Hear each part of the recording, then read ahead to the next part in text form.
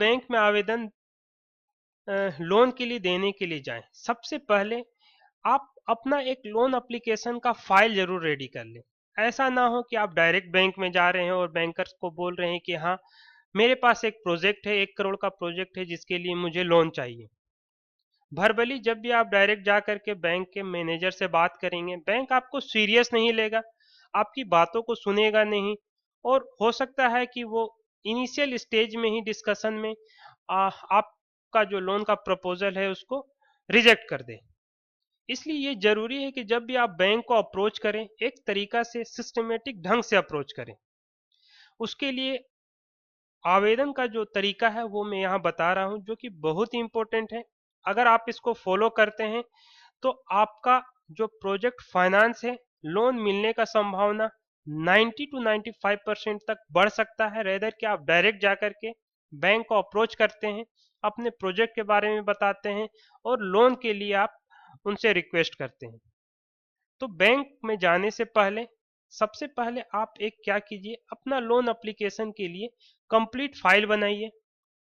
उस फाइल में आपको डिटेल क्या क्या देना है, सबसे पहले आप उसमें लैंड का डिटेल दीजिए। जैसा कि मैंने बताया, लैंड के लिए कोई भी बैंक आपको फाइनेंस नहीं करता है, तो आप बैंक में जाने से पहले अपना रिक्वायरमेंट के अकॉर्डिंग आप लैंड अक्वायर जरूर कर लें या आप परचेज कर लें।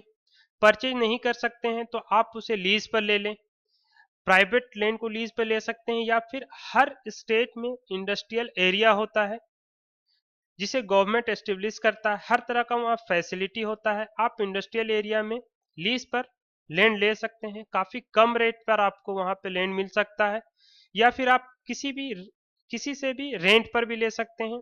जरूरी है कि जो रेंट का एग्रीमेंट है, लीज का एग्रीमेंट है, कम से कम 3 सालों का होना चाहिए। तो सबसे पहले आप उसमें लैंड का डिटेल लगाइए।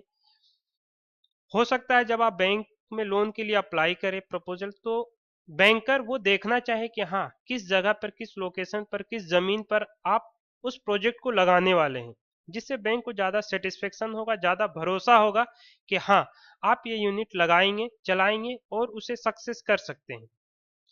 नेक्स्ट फिर आप उसमें लगाइए एसएमई रजिस्ट्रेशन का डिटेल। एसएमई रजिस्ट्रेशन एमएसएमई जितना भी सेक्टर है उसके लिए होता है। उद्योग आधार के नाम से ये रजिस्ट्रेशन होता है। एमएसएमई के साइट पर कोई भी जा करके 5 से 10 मिनट में एक सिंगल पेज का फॉर्म फिल करके एमएसएमई का रजिस्ट्रेशन, नया हो पुराना हो, सोल प्रोप्राइटरशिप, पार्टनरशिप, कंपनी, किसी भी तरह का बिजनेस है, आप उसके लिए एसएमई का रजिस्ट्रेशन कर सकते हैं। एसएमई रजिस्ट्रेशन से आपके बिजनेस को एक आइडेंटिटी मिलता है, उससे उसका रिकॉग्निशन होता है, बैंक भी आपको ज़्यादा रिकॉग्नाइज करेगा। तो यह काम, इस ये सारा होमवर्क आप जरूर करके उसके बाद बैंक को अप्रोच करें। तो इस फाइल में पहला डॉक्यूमेंट आपका जो होगा लैंड का डिटेल होगा। देन फिर आप एसएमई का रजिस्ट्रेशन लगाइए। Shop and establishment registration, trade licence, ये बहुत ही मस्ट है। आप किसी भी तरह का कोई भी कमर्शियल एस्टेब्लिशमेंट लगा रहे हैं, किसी भी तरह का कोई भी ट्रेडिंग हो या फिर मैन्युफैक्चरिंग हो, किसी भी तरह का सर्विस यूनिट हो, आप जब भी लगा रहे हैं एस्टेब्लिशमेंट के लिए, तो आपको शॉप एंड एस्टेब्लिशमेंट का रजिस्ट्रेशन करवाना अनिवार्य है। तो इसलिए आप इस रजिस्ट्रेशन को भी जरूर करवा लें, और उसका रजिस्ट्रेशन का जो डिटेल है, नंबर है, वो आप लोन का जो प्रपोजल है उस फाइल में जरूर लगा दें। जब भी आप कोई मैन्युफैक्चरिंग यूनिट लगाते हैं तो ये देखा जाता है कि उससे किसी तरह का कोई pollution, air pollution, water pollution या फिर साउंड का पोल्यूशन तो नहीं हो रहा है। अगर आपका यूनिट ऐसा है जिसमें पोल्यूशन जनरेट हो रहा है, जो रेड, ऑरेंज या ग्रीन कैटेगरी में आता है, उसके लिए जो रिक्वायर्ड जो एनओसी है पोल्यूशन बोर्ड से, स्टेट पोल्यूशन बोर्ड से, आप उसके लिए आवेदन जरूर करें लोन के लिए बैंक में जाने से पहले। हो सकता है उसके पहले आपको उसका एनओसी मिल जाए, क्लियरेंस मिल जाए, तो ठीक है। अगर नहीं भी मिला है अगर एनओसी, तो उसमें आप उसका एप्लीकेशन स्टेटस जरूर लगा दें, जिससे आप बैंकर को ये कन्विंस कर सके कि हाँ, मैंने पोल्यूशन के लिए आवेदन दे रखा है, जो कि आने वाला दिन में वो प्रोसेस में है, मुझे मिल जाएगा। फिर डिटेल ऑफ पावर कनेक्शन, जब भी हम मैन्युफैक्चरिंग यूनिट लगाते हैं उसमें जो प्लांट मशीनरी लगने वाला है उसमें हाई वोल्टेज पावर कनेक्शन का हमें ज़रूरत होता है। तो अगर अलग से आपको कोई पावर कनेक्शन लेना है तो उसके लिए भी आवेदन आप कर दें। और एप्लीकेशन स्टेटस कि आपका पावर कनेक्शन अप्रूव हो गया है, कनेक्ट हो गया है या फिर अभी इन प्रोसेस है, वो एप्लीकेशन स्टेटस उसमें लगा दें। जिससे कि अगर डिस्कशन में यह आता है, बैंक मैनेजर आपसे यह जानना चाहता है कि हाँ आपने जमीन खरीदा है कि नहीं खरीदा है, कहाँ आप अपना प्रोजेक्ट लगाने वाले हैं, एसएमई का रजिस्ट्रेशन आपने करवाया है, प्रोप्राइटरशिप, पार्टनरशिप, कंपनी किस फॉर्म में आप अपने बिजनेस को करना चाहते हैं, शॉप एंड एस्टेब्लिशमेंट का रजिस्ट्रेशन का क्या स्टेटस है, पोल्यूशन के लिए आपने एनओसी लिया या नहीं लिया, पावर कनेक्शन का आपको कितना रिक्वायरमेंट होगा, आपने पावर कनेक्शन के लिए आप एप्लीकेशन दिया है कि नहीं दिया है। तो जब ये सारा डिस्कशन होगा तो आप बैंकर को ये भरोसा होगा कि हाँ आप में वो क्षमता है, आपको सारी चीज़ों का, सारी बातों का जानकारी है, आप सभी चीज़ों को साइमल्टेनियसली लेकर के चल रहे हैं, सारी चीज़ इन प्रोसेस है। तो आपका जो लोन मिलने का जो प्रोबेबिलिटी है वो बिल्कुल बहुत ज़्यादा बढ़ जाएगा, क्योंकि बैंक को ये क्लैरिटी हो जाएगा कि हाँ आप प्रोजेक्ट बैठाना चाहते हैं, आप में कैपेसिटी है, आपको जानकारी है, आपने सारी चीज़ों को सिस्टमेटिक ढंग ढंग से किया है, तो निश्चित रूप से आपको लोन जरूर मिलेगा। लेकिन जब आप भरबली जाते हैं बैंक के पास और बोलते हैं कि हाँ भाई मैंने एक प्रोजेक्ट लगाना है, उसके लिए मुझे लोन चाहिए, जिसका कोई डिटेल आपके पास होता नहीं है डॉक्यूमेंट के फॉर्म में, तो बैंक आपकी बात को कभी भी नहीं सुनेगा। नेक्स्ट जो होगा सिविल स्कोर, जो कि आपके क्रेडिबिलिटी को जज करता है। क्रेडिबिलिटी का आपका रिपोर्ट कार्ड होता है। सिविल स्कोर जिसमें यह होता है कि आपने पहले कभी भी किसी भी तरह का लोन लिया है, क्रेडिट कार्ड आप यूज कर रहे हैं, तो उसका रीपेमेंट कितने टाइम से कर रहे हैं। माना यह जाता है कि आपका सिविल रिपोर्ट मिनिमम 750 होना चाहिए किसी भी तरह के लोन को लेने के लिए। तो यह जरूरी है कि जब भी आप लोन के लिए एप्लीकेशन देने जाए आप सिविल स्कोर उसमें जरूर लगाएं। सिविल के साइट पे जाके वन टाइम आप इसे फ्री में भी डाउनलोड कर सकते हैं, उसके बाद थोड़ा सा एक नॉमिनल सा चार्ज लगता है। तो अगर आपका सिविल स्कोर अच्छा है तो साथ ही साथ ब्रांच मैनेजर को डिसीजन लेने में काफ़ी सुविधा होगा कि आपको लोन देना चाहिए या नहीं देना चाहिए। उसके बाद जो सबसे ज़्यादा जरूरी डॉक्यूमेंट होता है वो होता है प्रोजेक्ट रिपोर्ट। प्रोजेक्ट रिपोर्ट आपके बिजनेस प्लान का एक बिल्कुल क्लियर कट आईना होता है, जो कि किसी को भी यह बताता है कि आपका प्लान क्या है, आप करने क्या वाले हैं, आने वाला 4 से 5 सालों में आपका प्रोजेक्शन क्या है, आप क्या प्रोडक्ट बनाएंगे, उसमें क्या रॉ मटेरियल यूज होगा, क्या प्लांट एंड मशीनरी यूज होगा, क्या टेक्नोलॉजी यूज होगा, जिस टेक्नोलॉजी को यूज करके आप रॉ मटेरियल को फिनिश गुड्स में कन्वर्ट करेंगे, आपका प्रॉफिट क्या होगा, कितना आपको लोन का जरूरत है, कितना आपका प्रोजेक्ट कॉस्ट है, उसमें आपका कंट्रीब्यूशन क्या रहेगा, कितना आपका लोन का कंट्रीब्यूशन रहेगा, लोन के लिए आपका इंटरेस्ट क्या रहेगा, कितने सालों के लिए आप लोन लेंगे, क्या आपका रीपेमेंट शेड्यूल रहेगा। तो ये सारा कुछ आपका प्रोजेक्ट रिपोर्ट में रहेगा। आप अपने बिजनेस से रिलेटेड सारा बेसिक रिसर्च करके, मार्केटिंग के बारे में रिसर्च करके, मशीन के बारे में रिसर्च करके, फाइनेंस के बारे में रिसर्च करके, रॉ मटेरियल के बारे में रिसर्च करके, मैन्युफैक्चरिंग प्रोसेस के बारे में रिसर्च करके, अपना प्रॉफिटेबिलिटी का कैलकुलेशन करके सारा फाइनेंशियल एनालिसिस करना आपको बेहद ही जरूरी है जब भी आप किसी प्रोजेक्ट को लगाने वाले हैं। इससे आपका भी क्लियरिटी आता है कि आप जो प्रोजेक्ट लगाने का सोच रहे हैं उसमें आपको क्या इनकम होगा, क्या प्रॉफिट होगा, कितना इन्वेस्टमेंट होगा, और या तो बैंक या और कोई भी स्टेक होल्डर जिससे भी आप मिलते हैं, अपने प्रोजेक्ट के बारे में डिस्कशन करते हैं, जब आप उसके सामने अपना प्रोजेक्ट रिपोर्ट रखते हैं तो वह प्रोजेक्ट रिपोर्ट बताता है सामने वाले को कि आपका प्लान क्या है, आपका बिजनेस आइडिया क्या है, आने वाले 4 से 5 सालों में आप अपने बिजनेस में क्या ऐसा देखते हैं जिससे कि हर कोई आपके बिजनेस से जुड़ने से रिलेटेड डिसीजन ले सके, बैंक आपको लोन देने से रिलेटेड डिसीजन ले सके। तो प्रोजेक्ट रिपोर्ट बहुत ही इंपॉर्टेंट डॉक्यूमेंट है। आप अपना सारा रिसर्च करके और इस प्रोजेक्ट रिपोर्ट को बनाएं।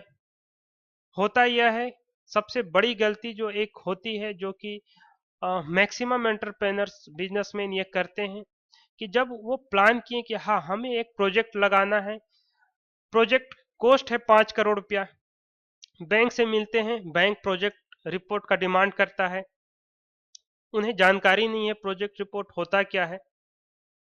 वो जाते हैं प्रोफेशनल के पास, चार्टर्ड अकाउंटेंट के पास, कि सर मैं मुझे 5 करोड़ रुपया का लोन लेना है, आप मुझे प्रोजेक्ट रिपोर्ट बना दीजिए। प्रोफेशनल्स के पास काफ़ी रेडीमेड उसी इंडस्ट्रीज का प्रोजेक्ट रिपोर्ट बना होता है, वो उसी में कुछ डाटा चेंज करके, आपका नाम वगैरह एडिट करके, फिर आपको प्रिंट करके वो प्रोजेक्ट रिपोर्ट दे देते हैं।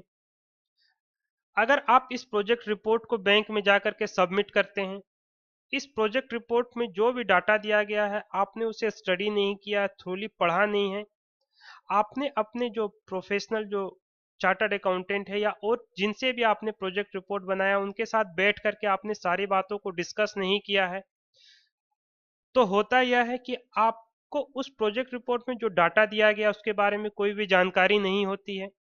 जब आप बैंक के पास वो रिपोर्ट सबमिट करते हैं, बैंक उसे देख करके जब आपसे डिस्कशन करता है, कोई सवाल करता है, तो आपको उसके बारे में जानकारी नहीं होता है, तो बैंक को यह लगता है कि आपको इस बिजनेस के बारे में कुछ भी पता नहीं है, और बैंक आपके उस लोन के एप्लीकेशन को रिजेक्ट कर देता है।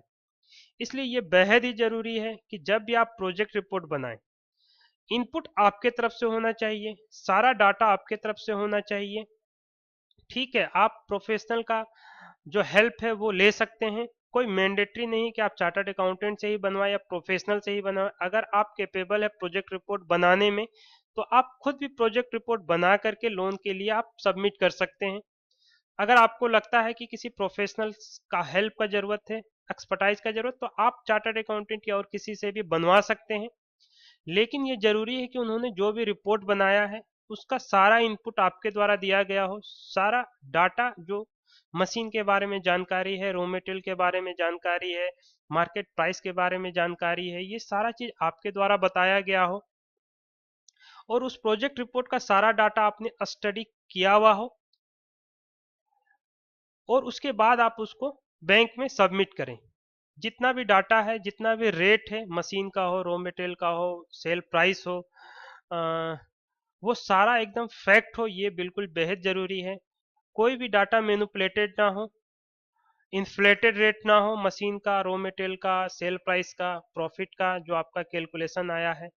अदरवाइज आजकल के समय में जितना भी ये डाटा होता है, मशीन का जो प्राइस होता है, वो बैंक के पास क्रेडिट डिपार्टमेंट में उनका सारा रिकॉर्ड रहता है। अभी में जितना भी मशीन यूज हो रहा है, सारा का उनके पास रिपोर्ट रहता है। जो जो सेल प्राइस है जिस मार्केट में, उनके पास रिकॉर्ड रहता है हर प्रोडक्ट का।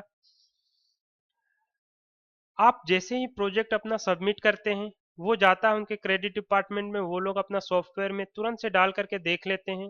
पता चल जाता है अगर आपने गलत डाटा डाला है। आप 5 करोड़ का लोन के लिए एप्लीकेशन दे रहे हैं, जिस मशीन का दाम 50 लाख है, आपका प्रोजेक्ट में 80 लाख रुपया दिखाया गया, तुरंत से आपका प्रोजेक्ट को रिजेक्ट कर दिया जाएगा। जो रॉ मटेरियल की कीमत 10 रुपया है, आपने 15 रुपया दिखाया गया, तुरंत से आपका प्रोजेक्ट को रिजेक्ट कर दिया जाएगा। जिस प्रोडक्ट का सेल प्राइस मार्केट में ओपनली 20 रुपया बिक रहा है, आपने 22 रुपया 24 रुपया दिखाया है। मतलब मिसलीड कर रहे हैं, मिसगाइड कर रहे हैं आप अपने प्रोजेक्ट रिपोर्ट से बैंक को। तो कोई भी अगर गलत डाटा दिया गया, जेन्युइन डाटा नहीं है, करेक्ट डाटा नहीं है प्रोजेक्ट रिपोर्ट में, या फिर करेक्ट डाटा है, आपको उसके बारे में जानकारी नहीं है, जब इंटरव्यू के लिए आप जाएंगे लोन के लिए, डिस्कशन में तुरंत 2 मिनट में बैंकर को पता चल जाए कि आपको प्रोजेक्ट रिपोर्ट के बारे में कोई भी जानकारी नहीं है, या फिर गलत डाटा दिया गया, आपके प्रोजेक्ट को बैंक के द्वारा रिजेक्ट कर दिया जाएगा। जरूरी नहीं है कि सारा कारण आपको बताया जाए, किस कारण से रिजेक्ट हुआ, आपको पता नहीं चलेगा कि बैंक किस कारण से आपके प्रोजेक्ट को रिजेक्ट कर रहा है, और अ, आप बोलेंगे कि बैंक ने आपको लोन नहीं दिया। तो ये कुछ चीजें हैं जो आपको प्रोजेक्ट रिपोर्ट बनाते समय बेहद ही सावधानी से देखनी है, समझनी है, और उसके बाद ही आप लोन के लिए एप्लीकेशन करें। प्रोजेक्ट रिपोर्ट से रिलेटेड कई सारा वीडियो मेरा में चैनल में आपको मिलेगा, आप उसमें देख भी सकते हैं प्रोजेक्ट रिपोर्ट कैसे बनाया जाता है। उसका कुछ सैंपल फॉर्मेट मैंने उस रिलेटेड वीडियो के साथ अटैच भी किया है। तो प्रोजेक्ट रिपोर्ट आपके लोन मिलने की संभावना को कई हजार गुना बढ़ा सकता है। प्रोजेक्ट रिपोर्ट में आप पूरी तरह से इन्वॉल्व हो, खुद का डाटा दें, जो भी प्रोजेक्ट रिपोर्ट है बिल्कुल करेक्ट हो, जेन्युइन डाटा हो, ओवर इन्फ्लेटेड ना हो। इस बात का आप जरूर ध्यान रखिए अगर आप चाहते हैं कि आपका जो लोन एप्लीकेशन है वो बैंक से सैंक्शन हो सके। उसके बाद जो इक्विटी कंट्रीब्यूशन होना है, जो पैसा आपको खुद को लगाना है, तो उसका भी प्रूफ ये जरूरी है कि आप अपने फाइल में लगाएं। इक्विटी कंट्रीब्यूशन अगर 35 लाख का, जैसा कि हमने एग्जांपल में देखा, वो 35 लाख आपके पास कहां से आएगा, इस चीज का आपको प्रूफ लगाना है। आपके पास क्या है, कहां से आप वो 35 लाख रुपया लाएंगे, इसको क्लियर करना है। उसका अगर कुछ प्रूफ है तो वो भी आप उसमें जरूर लगाएं। अगर पहले से आपका कुछ इनकम हो रहा है या आप आईटीआर जमा कर रहे हैं, तो आईटीआर का कॉपी लास्ट 2-3 साल का आप उसमें अटैच करें। अगर पहले से आपका कोई इनकम नहीं हो रहा, आपने आईटीआर सबमिट नहीं किया, तो फिर ऐसा मैंडेटरी नहीं कि आपको आईटीआर लगाना ही है। मशीन का कोटेशन, जो भी आपका मशीन यूज होने वाला है, जो प्रोजेक्ट रिपोर्ट में आपने दिखाया है कि मैंने इस मशीन को यूज करना है, तो उन मशीन का कोटेशन आप प्रोजेक्ट रिपोर्ट और इस फाइल में जरूर लगाएं। रॉ मटेरियल कोटेशन, जहां से आप रॉ मटेरियल खरीदेंगे, उससे आपका रॉ मटेरियल का प्राइस लेना है, जो कि आपको रॉ मटेरियल का प्राइस को जज करेगा। और साथ ही साथ बैंक को यह भरोसा भी दिलाएगा कि हाँ, रॉ मटेरियल के सप्लायर से आपका डायरेक्ट लिंक है, आपको रॉ मटेरियल आसानी से मिल सकेगा। आप कोशिश कीजिए 2 से 3 रॉ मटेरियल सप्लायर से कोटेशन लें, जिससे यह होगा कि अगर कभी एक रॉ मटेरियल सप्लायर से आपको माल नहीं मिल रहा है, तो फिर दूसरे से आप ले सकें। बैंक को भी ये भरोसा हो कि रॉ मटेरियल के कारण आपका जो प्रोडक्शन है वो बंद नहीं हो सकेगा, रॉ मटेरियल का आपका सफिशिएंट जो क्वांटिटी में है आपके पास है। तो ये सारा डॉक्यूमेंट और ये फाइल जब आप बना लेंगे और उसके बाद जब आप बैंक को अप्रोच करेंगे, तो बैंक आपको सीरियस लेगा, समझेगा कि हाँ, आपके पास एक अच्छा प्रोजेक्ट है, एक बिजनेस प्लान है, जिसे सिस्टमेटिक वे में आप स्टार्ट करना चाहते हैं। उसका इम्प्लीमेंटेशन शेड्यूल आप उनको समझाएं, क्या क्या आपने कर रखा है, क्या क्या बाकी है, क्या क्या इन प्रोग्रेस है। तो फिर आसानी से आपको लोन मिलेगा। बैंक बैठा ही ये लोन देने के लिए, बैंक का इनकम ही लोन से है, अदरवाइज वो लिया गया डिपॉजिट का करेगा क्या। हर बैंक को नुकसान होगा। जो भी डिपॉजिट है उसे मैक्सिमम उसे एडवांस के रूप में ही देना, लोन के रूप में ही देना है। तो बैंक के पास जितनी भी स्कीम है ना है, उसे वो आपको लोन देगा ही देगा, लेकिन जरूरी है कि आप सिस्टमेटिक वे में उसे अप्रोच करें। उसके बाद आप इसमें लगाएं जो सिविल कंस्ट्रक्शन है। हमने देखा कि जो कैपिटल इन्वेस्टमेंट है उसमें सिविल कंस्ट्रक्शन में आपका बिल्डिंग बनेगा, फैक्ट्री के लिए, ऑफिस के लिए, आपका गार्ड रूम बनेगा, अप्रोच रोड बनेगा। तो जो भी फिक्स्ड कंस्ट्रक्शन होना है, तो उसका एक कॉस्ट एस्टिमेट उसमें जरूर लगाए। बेहतर है कि कोई जो सिविल इंजीनियर है उससे ये कॉस्ट एस्टिमेट और ये पूरा चार्ट बना करके आप उसमें लगाएं, जो कि फैक्ट्री प्लान के अकॉर्डिंग हो। पेन नंबर जरूर उसमें लगाएं। अगर आपने अभी तक पेन नंबर नहीं लिया हो, तो पहले आप पेन नंबर ले लें और उसके बाद ही आप लोन के लिए एप्लीकेशन करें। आईडी एड्रेस प्रूफ लगाएं। कास्ट सर्टिफिकेट, अगर आप स्पेशल कैटेगरी से आते हैं तो कास्ट सर्टिफिकेट लगाएं। आपके पास जो भी एजुकेशनल या एक्सपीरियंस सर्टिफिकेट है, वो आप एजुकेशनल और एक्सपीरियंस सर्टिफिकेट उसमें अटैच करें। गारंटर, अगर आपके पास कोई गारंटर है जो आपके लोन के बिहाफ में बैंक को गारंटी देने के लिए तैयार है, तो आप उस गारंटर का डिटेल लगाएं।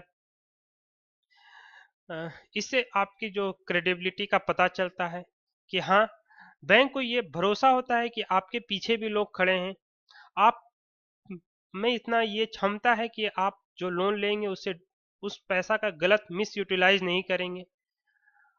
आपका क्रेडेंशियल अच्छा है, तभी कोई आपके बिहाफ में गारंटी देने के लिए तैयार हो रहा है। तो बेहतर है आप गारंटर अगर तैयार कर सकें तो आप गारंटर जरूर तैयार करें। उससे आपका लोन का प्रोबेबिलिटी बढ़ेगा, मिलने का चांसेस बढ़ेगा। ऑल्दो ये अगर सीजीटी एमएससी स्कीम में आपका लोन होता है, तो गारंटर देने का जरूरत नहीं है। 2 करोड़ तक सीजीटी एमएससी में आपका लोन अप्रूव हो सकता है, जिसमें गारंटर देना जरूरी नहीं है। लेकिन फिर भी मेरा सजेशन यह है कि अगर आप दे सकते हैं, कोई आपके बिहाफ में गारंटर बन सकता है जिसका गुडविल मार्केट में है, जिसका क्रेडेंशियल बैंक के पास है, तो आप जरूर ले करके जाएं। उसे कुछ करना नहीं है, आप ऑनेस्ट है, आप बिजनेस को चलाएंगे, पता है उसे, तो वो आपके बिहाफ में सिर्फ बैंक को ये गारंटी देगा कि हाँ आप इस बंदे को लोन दो, ये आपका पैसा डुबाएगा नहीं। अगर डुबाएगा तो मैं इसके बिहाफ में आपको लोन का रीपेमेंट करने के लिए तैयार हूं। तो बैंक को यह भरोसा होगा, आपका जो प्रपोजल है वो मजबूत होगा। कोलेट्रल सिक्योरिटी, अगर आप कैपेबल हैं, आपके पास कुछ एफडी है, ज्वेलरी है, कोई इंश्योरेंस है या कोई प्रॉपर्टी है, जब आप बैंक से लोन के लिए जाते हैं तो बैंक सिक्योरिटी डिमांड करता है। अगर आपके पास है तो आप उसे देने में हिचके ना। अगर आपके पास है, बैंक को पता है आपके नाम से प्रॉपर्टी, आपके नाम से इंश्योरेंस है, गोल्ड है, एफडी है, लेकिन आप उसे सिक्योरिटी के रूप में देना नहीं चाहते, तो यही बैंक को एक डाउट होगा कि आपके पास है तो आप सिक्योरिटी के रूप में देना क्यों नहीं चाहते। तो यह एक शक खड़ा करता है बैंक को। तो अगर आपके पास है, जेन्युइन आपको बिजनेस करना है, तो सिंपल सा सिर्फ वो बैंक की कस्टडी में रहेगा, बैंक के पास मॉर्गेज में रहेगा, तो आपको देना चाहिए। कोलेटरल सिक्योरिटी लेने से बैंक को कोई फायदा नहीं होता, ना ही उस पर उसको इंटरेस्ट मिलेगा, ना ही उसे वो सेल करके प्रॉफिट कमा सकता है जब तक आप डिफॉल्ट ना करें। सिर्फ वो ये अपने सेफ्टी के लिए लेता है और आपके क्रेडेंशियल को जज करने के लिए लेता है, डिमांड करता है कि हाँ आप सिक्योरिटी दे पा रहे हैं या फिर देना चाह रहे हैं या नहीं। अगर आपके पास नहीं है तो आप बैंक को कन्विंस कीजिए कि मैं कैपेबल नहीं हूँ, मेरे पास है ही नहीं, या फिर जो थोड़ा बहुत है मैं देने के लिए तैयार हूँ। इसमें भी अगर सीजीटी एमएससी स्कीम में हो रहा है तो कोलेटरल सिक्योरिटी एग्जेम्प्ट है। 2 करोड़ तक का अगर आपका लोन है तो वो सीजीटी एमएससी में पास हो सकता है। सीजीटी एमएससी में जब भी कोई लोन पास होता है तो उसमें किसी भी तरह का कोई भी कोलेटरल सिक्योरिटी, गारंटी या मॉर्गेज का जरूरत नहीं होता है एज पर रूल। लेकिन फिर भी कोई कोई बैंकर डिमांड करते हैं। अगर डिमांड कर रहे हैं और आप कैपेबल है तो मेरा सजेशन यह है कि आप जरूर उसे वहां जमा करें। उससे आपका क्रेडेंशियल जज होता है, आपका कॉन्फिडेंस जज होता है, तो आप उसे जरूर जमा कर दें, वो आपका ही रहेगा। Thank you. अगर अभी भी आपके मन में बैंक से लेने गए लोन के लिए कोई भी डाउट है तो आप कमेंट्स में लिखें, मैं उसका जवाब जरूर दूंगा। अगर आपको यह वीडियो पसंद आया हो तो आप लाइक करें, पसंद ना आया हो तो आप डिसलाइक भी करें, जिसे मुझे पता चलेगा। आने वाले में और वीडियो में प्रोजेक्ट रिपोर्ट के बारे में, बैंक लोन के बारे में, नए नए बिजनेस आइडियाज़ के बारे में डिटेल में समझाता रहूँगा। अगर आप मेरे वीडियो को अपने इनबॉक्स में पाना चाहते हैं तो मेरे वीडियो को सब्सक्राइब करें। अपने फैमिली फ्रेंड्स जो कि मैन्युफैक्चरिंग का या किसी अलग तरह का बिजनेस करना चाहते हैं उनके साथ मेरे इस वीडियोस को शेयर करें, जिससे उन्हें भी इसके बारे में जानकारी होगी और उन्हें हेल्प मिलेगा। अगर आपको इससे रिलेटेड कोई जानकारी है तो वो भी मुझे आप सूचना दें, कमेंट्स में लिखें। आप मुझे व्हाट्सएप पर भी कांटेक्ट कर सकते हैं, मैं अपना नंबर डिस्क्रिप्शन में दे रहा हूँ। और ये कुछ मेरा और वीडियोस हैं जो कि मेरे चैनल पर अवेलेबल है, प्रोजेक्ट रिपोर्ट से रिलेटेड, मैन्युफैक्चरिंग बिजनेस या किसी भी तरह का बिजनेस अगर आप स्टार्ट करना चाहते हैं, पीएमईजी स्कीम के बारे में, कैसे आप कोई भी लोन बिना किसी मॉर्गेज या सिक्योरिटी के ले सकते हैं, बैंक को लोन के लिए कैसे अप्रोच करना है, मैन्युफैक्चरिंग बिजनेस में मशीन सिलेक्शन का जो क्राइटेरिया है वो क्या हो, या फिर इंडस्ट्रियल लैंड में, इंडस्ट्रियल एरिया में आप अपने बिजनेस को सेटअप करने के लिए लैंड के लिए अलॉटमेंट का जो एप्लीकेशन देना चाहते हैं तो वो किस तरह से है, तो ये सारा मेरा चैनल में वीडियो अवेलेबल है, आप देख करके फ़ायदा उठा सकते हैं। So wish you all the very best, bye bye.